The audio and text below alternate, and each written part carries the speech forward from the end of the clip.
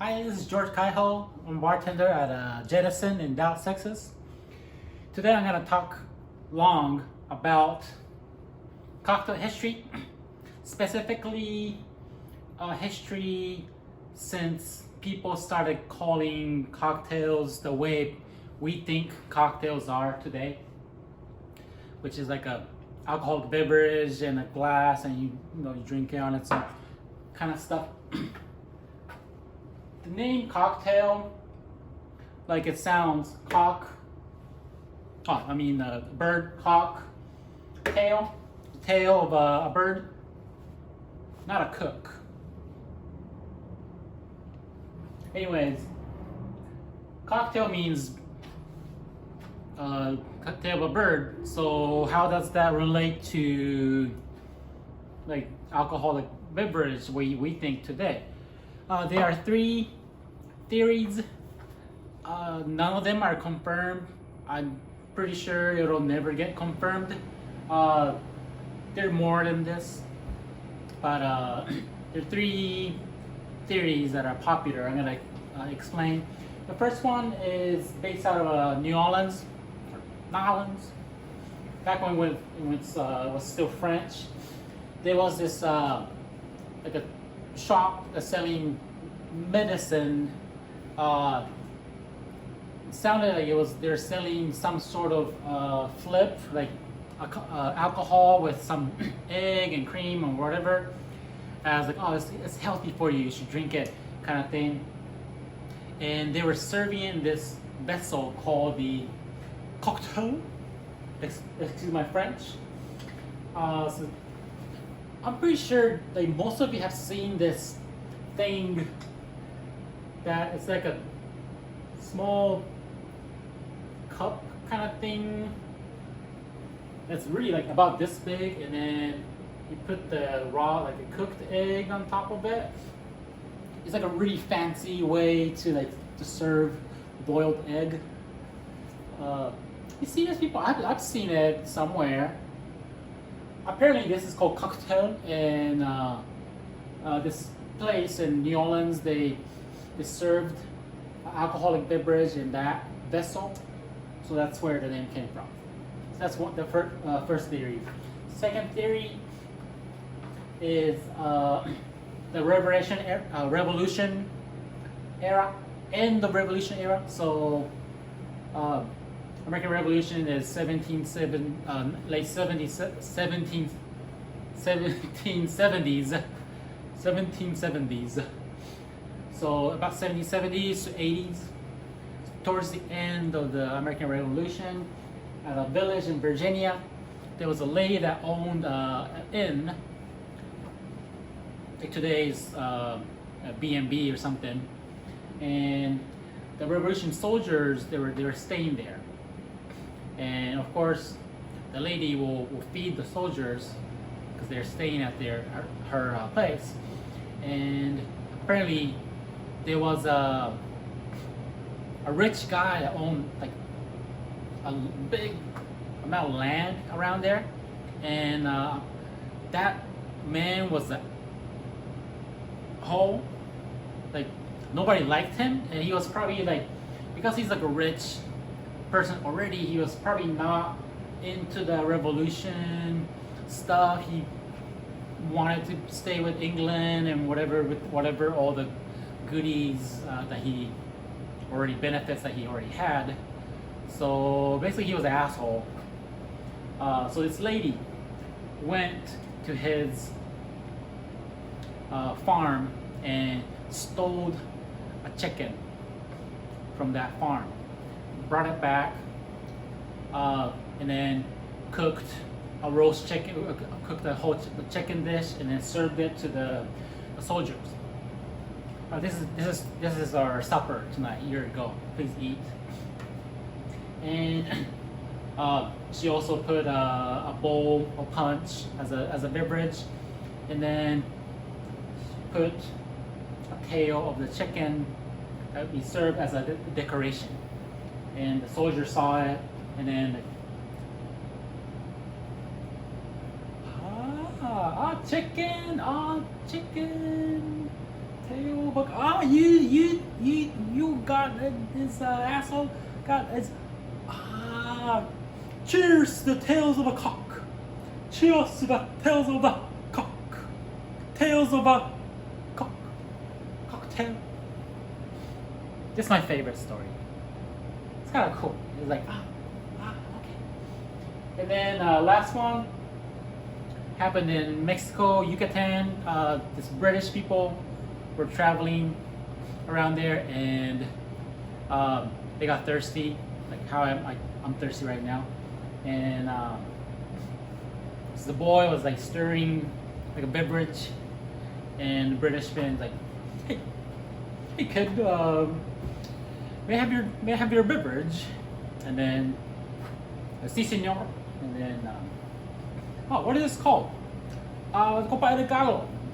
It's like I call the stick that has like a feather-like stick. I was mixing it, so I call it the tail of a cock. So, this beverage is called tail of a cock. Cocktail. These are kind of similar. This one a little bit different, but those are the three origin. I like the second one. You just pick which one you like, and then you can like tell it as it was the absolute truth, and it's fine. That's how cocktail works, anyways. However, so that's the origins, but when it got first defined is the year 1806.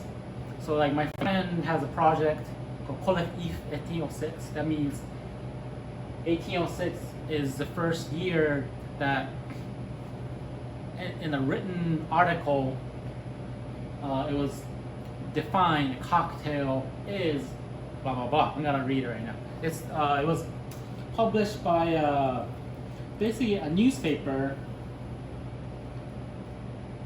in New York called the Balance Colombian and Repository. Basically, it was a newspaper, and in one of those articles, it said the definition of the cocktail. Cocktail, a stimulating liqueur composed of spirits of any kind, sugar, water, and bitter. It is virtually called a bitter sling. So cocktail is called bitter. It's also called bitter sling. It has booze, sugar, water, and bitters, which most cocktails today do, right? So this is where it's defined. Cocktail is this. So before the word cocktail became cocktail today that we know today, of course there were other ways to call a mixed beverage, and back then cocktail was one of them. Here are the other ones. And the punch, which punch is has a really interesting story. Punch is basically the origin of cocktail, today's cocktail. A cocktail is a single serving version of a punch, basically. So punch is a beverage that has 5 elements. Those are strong, weak, sweet, sour, and spice. So strong is going to be alcohol. Weak is going to be whatever liquid that's weaker, for example, water or tea or whatever juice or a lesser proof alcohol. Sweet is going to be whatever sweet, basically sugar or honey or syrups or liqueurs, whatever sweet. Sour is gonna be like lemon, lime, for example, like citrusy. And spice. Spice is originally the spices like cinnamon, nutmeg, clove, those things. And then eventually it became bitters. Bitters. This is a mixture of spices. So 5 things is what in a punch. And then sling is basically a punch, but without the sourness. So it has all the other stuff but the sour. julep is a sling, but with mint added. Toddy is a hot version of a sling. Let's call it hotty totter. Hot gin sling. Toddy is a hot sling. And then there are other ones like flip, which has eggs in it, eggnog. And then today there are a lot more. There's like Daisy, Fizz, Fix, Improved, XYZ. There are a lot more, which goes into a little further. So since I'm kind of done halfway, and I got really thirsty, let's make a cocktail according to this definition. So, stimulating liquor composed of spirits. So let's get a stimulating spirit like Applejack by Lars. It's apple brandy, right? I don't know when they started, but this company is very old, so 1806, they might have exist. I don't know. Apple brandy existed for sure. So let's put apple brandy. And then what's next? Sugar. So I can add sugar, but since I have all these stuff, let me cheat a little bit. Like, let's see that I was a little bit more wealthy at 1806. That I have like a bunch of booze. So let me put Benedictine. Benedictine is a French herb liqueur made by Benedictine monks, and they were founded in 1510. So that's like 300 years before cocktail was defined. So if you are a wealthy person in the United States in 1806, you probably possible to get this. I don't know. It should be. Let me put this in because I like this stuff. Alright. Water. Water today, people use ice. Ice is water, right? But 1806, ice was probably extremely hard to get. If you were like today's millionaire level, you probably could get ice. Basically back then, they will send people to north, like Canada, or way up north where there's ice all the time, and then go cut ice, and then you wrap it with sawdust or whatever stuff, and then we just transport it back to wherever, like New York, or there are records that they cut ice and then they transport it all the way to the Caribbean islands. They have ice there. But that's for like super up there. Say I'm not that rich, so I'll just put water, dilute it. Realistically, I can probably drink it without water, but you gotta be proper. All right, and then bitters. So these were not around at 1806.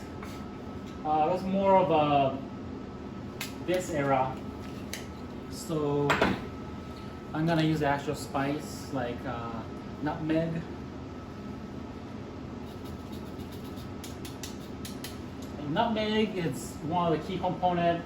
Talking about the punch on a different video. It's really, I really like that story. So it'll be on my videos soon.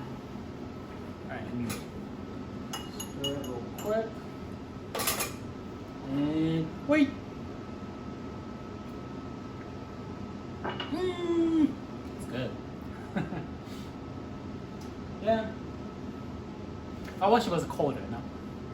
So that's why people came up with ice later, and then it became cocktail became that.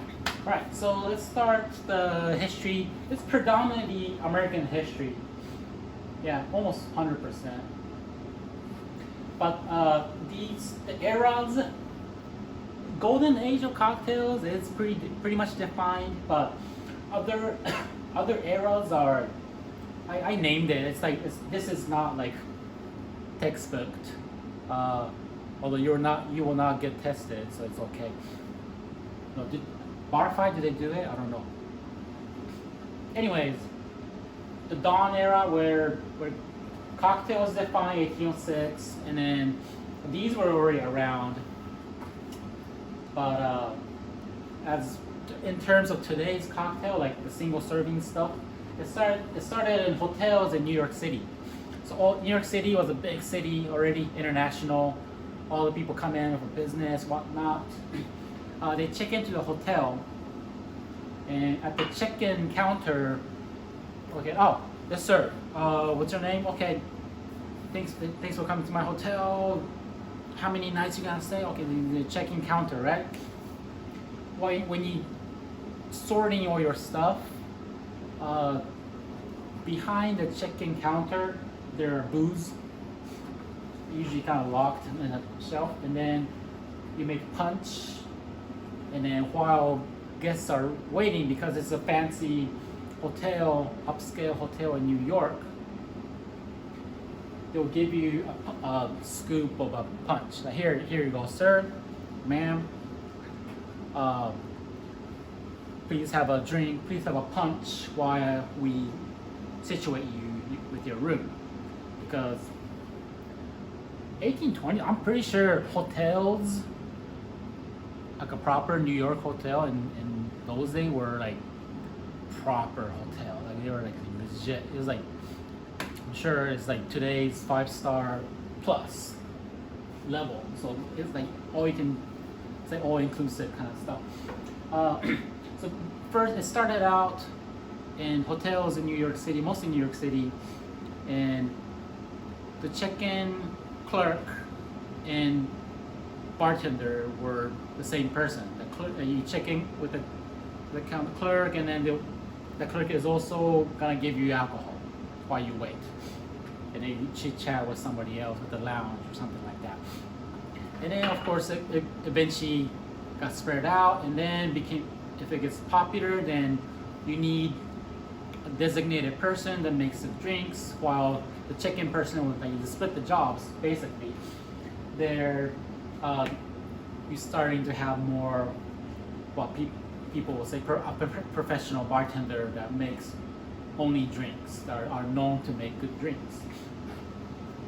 And of course those get popular, right? So the 20s, 30s are kind of like that. 1840s and 60s, that's when all the frontier spirit and the gold rush, 49ers, all that kind of stuff happened. So when it was still the major cities on the mostly East Coast became more go west, and all the saloons are opening up, all the Wild West time. That's this time. Taverns are open, and then you go. So like the gold rush was a big thing. Everybody went to the Sierra Nevada, like the gold rush, the Sacramento, that area, looking for gold. And when they're finished with their day, they'll go catch a drink, because they're all mostly men looking for stuff. So they'll hang out at the saloon, and they'll drink, they'll gamble, and then do other stuff besides gamble. And alcohol was heavily involved.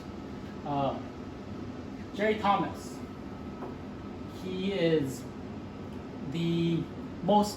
probably the world's most famous bartender in history. He is called the father of all bartenders, or father of cocktail. This is his time.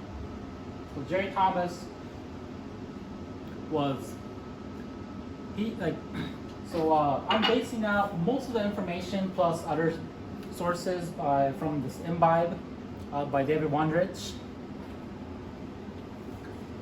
But he spends a lot of pages talking about Jerry Thomas, a really good portion.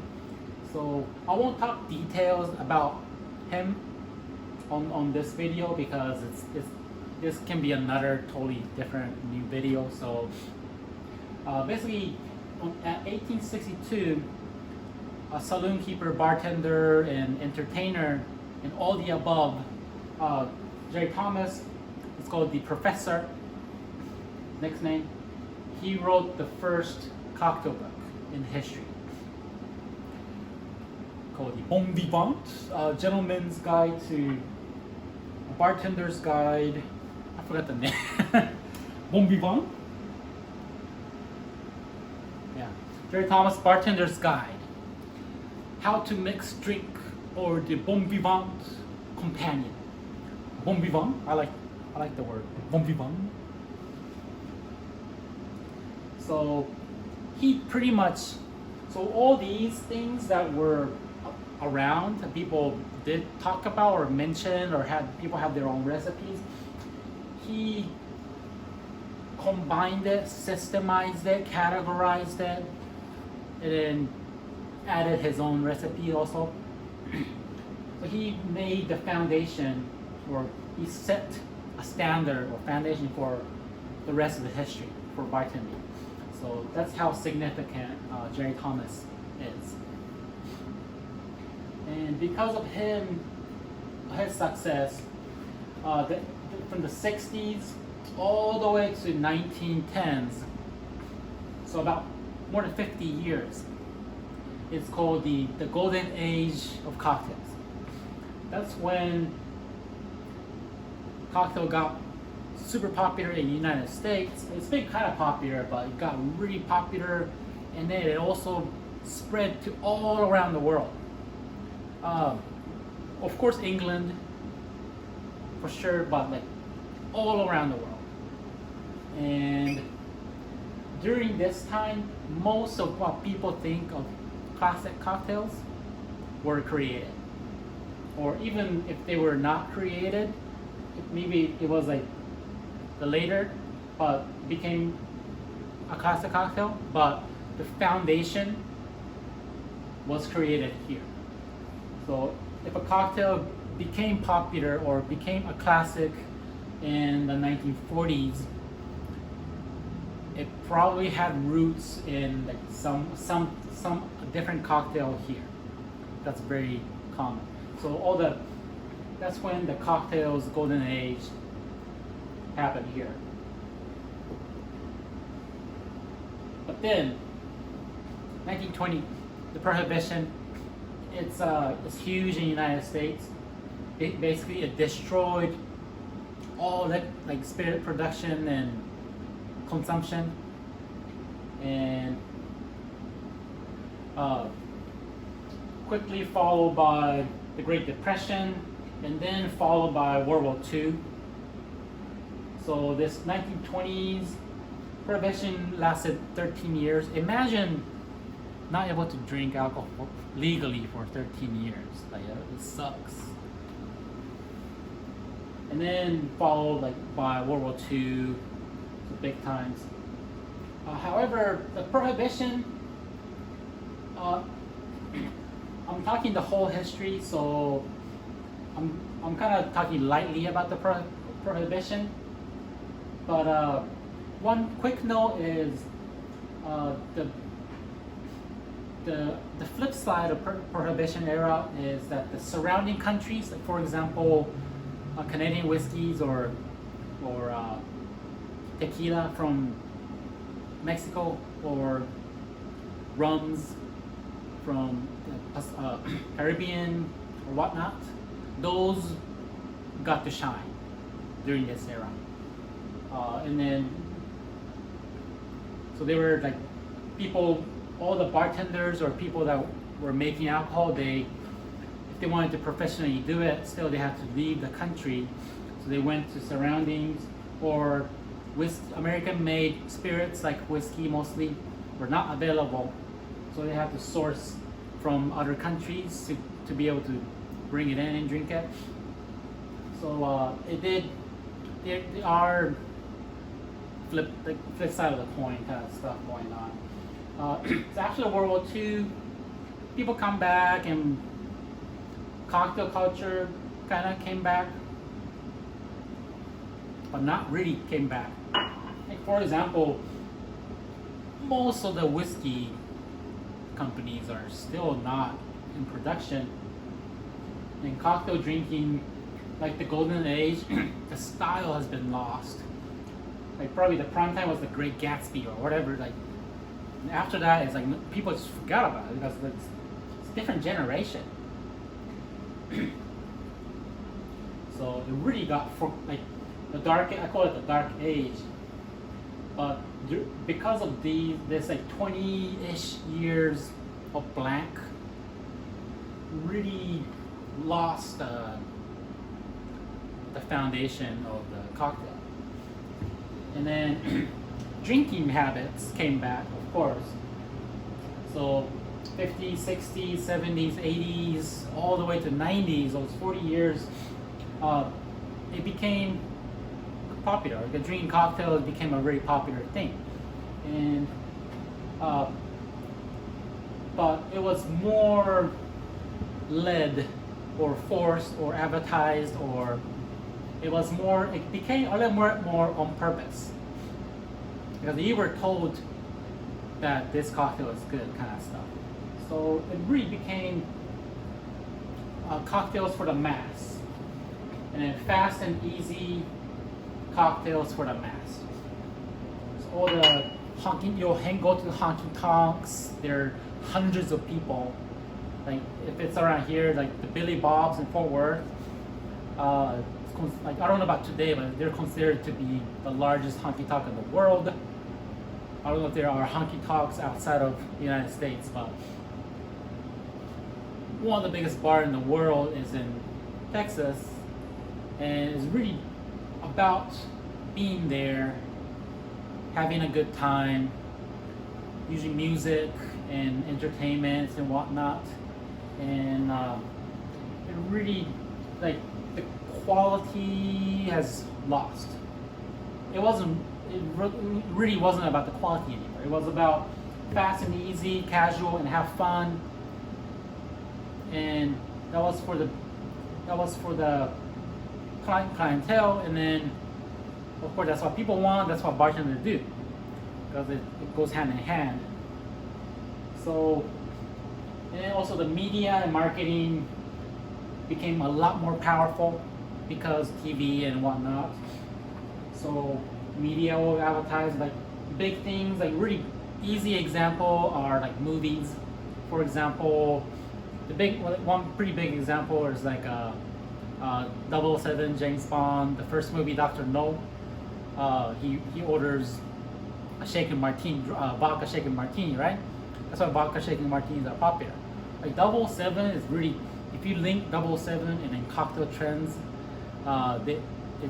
they lead cocktail trends.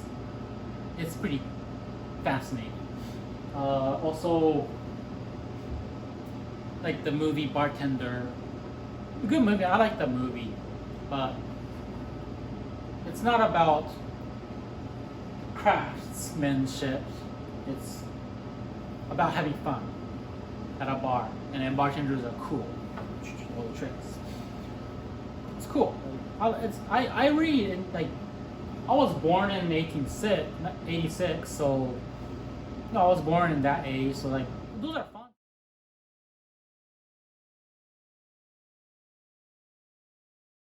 It's very cool. I like the movie. A lot of people became bartenders because of that movie, and I don't know how many stay today, but it's a good movie. So those are the media and marketing. And what changed was in late 1990s, early 2000, the Renaissance.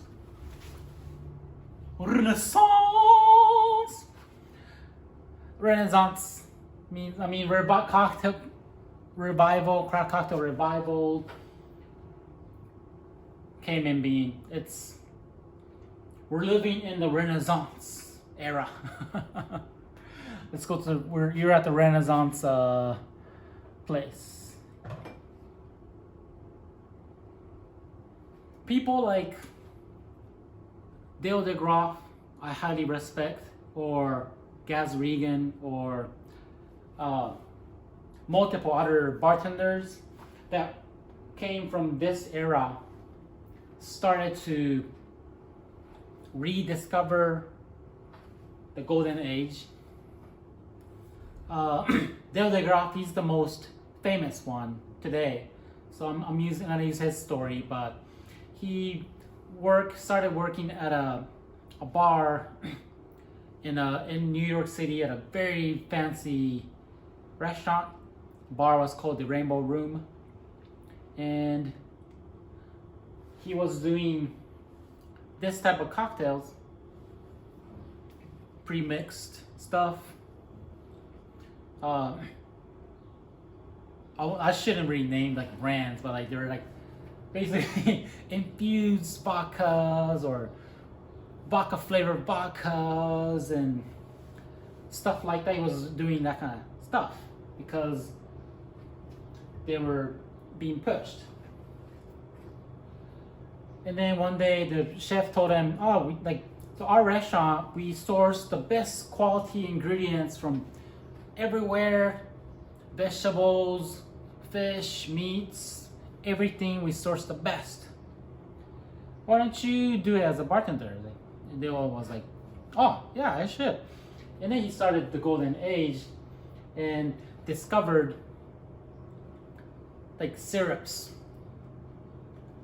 Grenadine, from this point of view, is the mass-produced like bright red syrup that tastes like is like super sweet syrup. But if you look back to this age, how to make grenadine, it's actually you take a pomegranate and you juice the pomegranate juice, and then you sweeten the pomegranate juice and add spices. So well, that's kind of different from this that you can buy today too, but you can make it. So that kind of stuff. It's like, for example, what were they doing? We're at the golden age, and can we recreate? And then on top of recreating, modernizing. And then after that, more the technique side came up, advanced technique, and their bartenders and chemists, their technologies are involved, and the craft is finally back. Not only back, they're not doing exactly what these guys were doing, but they took the recipe and they do it today's version. And that's very cool because you got all this knowledge. And going back to classic cocktails, like today's cocktail book, you go to get any cocktail book, and then like small one, big ones, you look up all the cocktails, or you go to a bar that has like a lot of cocktails and you look all of them. 90%, I'm not gonna say 100%, because there are cocktails that are born every day. Most of them are some versions of a cocktail from this era. You change something or you add something. Most of them are from here. They were already done, been there, done that. But today, there are a lot more companies making craft spirits. Back then, there were only 5 brands available of this category. Now there are like 20 or 30. There are plenty to choose from. And you can pick anything to your liking or your price point or whatnot and put together a cocktail. So the craft cocktail really took off. And because the craft cocktail really took off in the 2000s, so many craft brands come back. It's really a renaissance. And then it's quickly today, because of those today's modern cocktail leaders have made it popular there's so many craft cocktail bars in the world, and really everybody can enjoy craft cocktail now. There are multiple bars. You go and then there are hundreds of people, but everybody gets to have a craft cocktail relatively fast. So we are living in the best times. In speaking of cocktails, we're living at the best times. Congratulations.